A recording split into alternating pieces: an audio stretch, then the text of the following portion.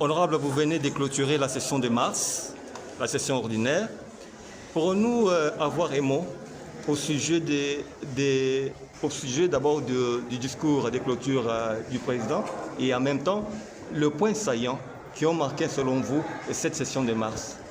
Bon, vous savez que nous qui sommes de l'Est, avec ce qui se passe chez nous, comme encore entre les mains des ennemis, au cas où nous ne pouvons qu'encourager le gouvernement pour qu'il puisse pousser, surtout avec la diplomatie, parce que beaucoup de guerres se gagnent surtout par la diplomatie. Ce qui se passe sur le terrain peut être gagné par la diplomatie aussi. Donc nous avons écouté ce qu'il a dit. Nous encourageons le président de la République, qui est aussi accompagné par la diplomatie parlementaire. Nous pensons qu'avec ça, nous pouvons espérer que notre pays puisse encore recouvrer ce territoire. Quelles sont les matières qui ont plus captivé votre attention au cours de cette session?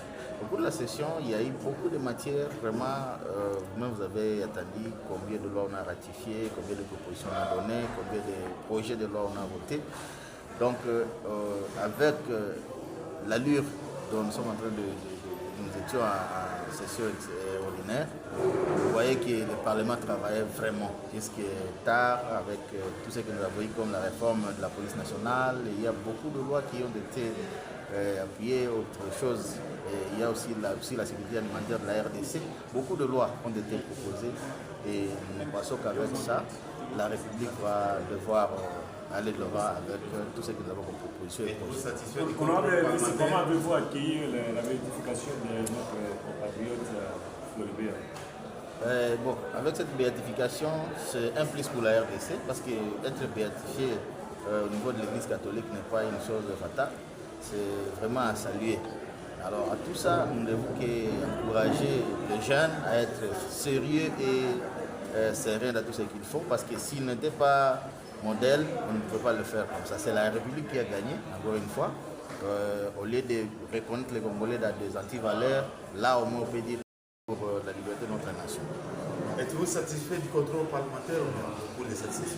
Bon, on ne peut pas être totalement satisfait parce qu'il y a d'autres qui devaient partir, mais qu'on a repoussé encore. Nous savons que quand on va encore revenir, on aura à contrôler parce que le contrôle c'est notre routine. Et puis d'autres se sont défendus, ils nous ont convaincus. On prend acte seulement. Et le message pour votre base? Pour ma base, moi je ne mise que sur les sociales maintenant parce que vous savez, quand il y a la guerre, c'est tout le monde qui est touché. Je vous avais dit un jour qu'il y a une couche de la population qui souffre énormément, la couche des gens de troisième âge.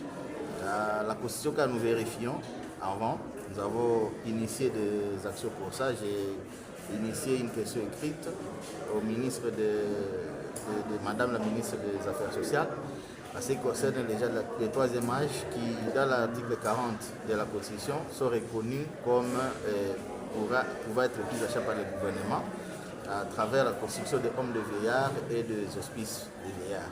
Mais il y a à Beni chez moi, à Boutembo, ainsi qu'à une partie du territoire de Roumou, où les vieillards sont vraiment marginalisés à ce sens qu'il y avait des parents qui les gardaient, mais par mégarde, par ce qui se passe là-bas avec le massacre et Kossor, on a tué ceux qui étaient leurs tuteurs. Et maintenant, les vieillards ne savent plus à quel se vouer. On a laissé par exemple un vieillard, un petit enfant qui est pris à charge par l'orphelinat de la place, bien qu'étant aussi n'étant pas pris à charge par le gouvernement congolais. Mais la vieille personne maintenant est obligée d'aller quémander.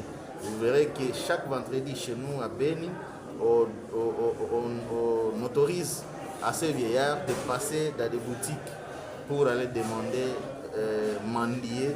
Et pour moi, vraiment, ça me cœur parce que le vieillard était bien occupé par son fils, mais qui a été malheureusement massacré.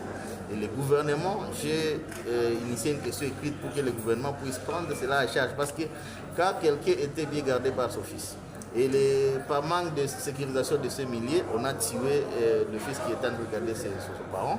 Et aujourd'hui, maintenant, celui-ci est voué à la mendicité forcée. Et maintenant, vous verrez que ces vieillards-là, la journée seule du vendredi, et il est obligé de passer dans des boutiques à un grand nombre il peut même passer au-delà de sa boutique en train de commander. Maintenant, avec cette méthode-là, avec le poids de l'âge aussi, vous trouverez que ces vieillards-là ne va même pas faire 2 ou 3 ans dans cette condition de vie. C'est pourquoi j'ai interpellé et alerté le gouvernement à travers ma question écrite au ministre des Affaires sociales pour que l'État congolais prenne à sa charge ces gens. En deuxième lieu, il y a aussi le cas de la jeunesse congolaise. Chez moi, à Béni, il y a un problème très sérieux avec une tranche d'âge de jeunes qui ont été leurs parents massacrés, maintenant de 8 à 16 ans. Ces gens-là perdent déjà l'âge scolaire et maintenant ils n'ont personne qui puisse leur payer les frais de scolarité et ils ont resté maintenant des illettrés comme ça et commencent par désespoir, ils sont maintenant dans la rue et ils ne savent plus à quel se secourir. Demain ou après-demain, ils peuvent devenir un danger pour la République. Donc, aussi j'ai initié une question écrite à la ministre de la Jeunesse, que j'attends aussi des réponses quant à ça, pour qu'on puisse voir comment encadrer ces jeunes gens. Une autre alerte que j'ai pu pousser, c'est par rapport à ce qui se passe à Goma. Il y a des jeunes qui ont été recrutés par force, il y a des jeunes qui ont été malmenés, donc il y a des histoires qui ne sont pas vraiment expliquées. Et maintenant, ces jeunes-là, après la guerre, avec tout ce qu'ils ont subi comme traumatisme, comment les gouvernements congolais s'organisent pour qu'ils puissent au moins tant soit peu subvenir à leur prise à charge. C'est ça au moins ce que je peux envoie un message pour les rebelles.